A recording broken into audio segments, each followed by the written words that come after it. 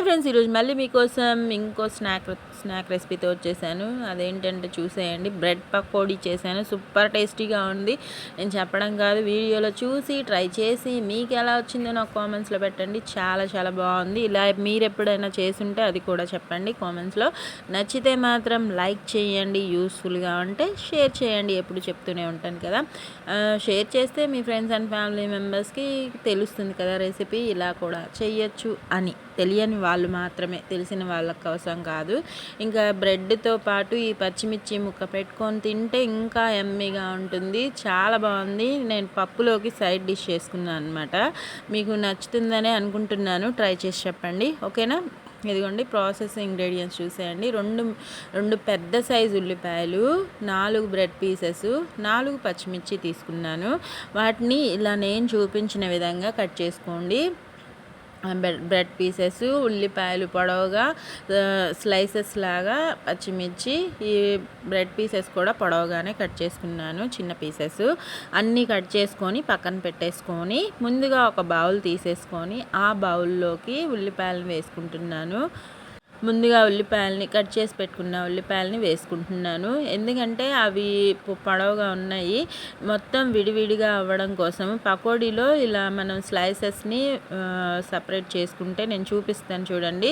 ఇలా మనం అన్నీ విడిపోయేలాగా మిక్స్ చేసుకుంటే చేత్తో చక్కగా ఓపెన్ అయిపోతాయి, అన్నీ విడివిడిగా వస్తాయి అన్నమాట. అప్పుడు పకోడీ అనేది చాలా బాగుంటుంది.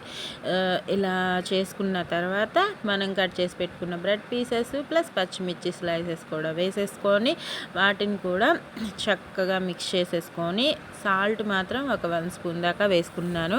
కరెక్ట్గా సరిపోతుంది. నేను పచ్చిమిర్చి ఎందుకు 4 వేసానంటే బ్రెడ్ కాస్త స్వీట్గా ఉంటుంది కదా, తీయగా, అందుకోసం పచ్చిమిర్చి కాస్త ఎక్కువగా తీసుకున్నాను. స్పైసీగా తీయగా కలిపి తింటే సూపర్ టేస్టీగా ఉంటుంది.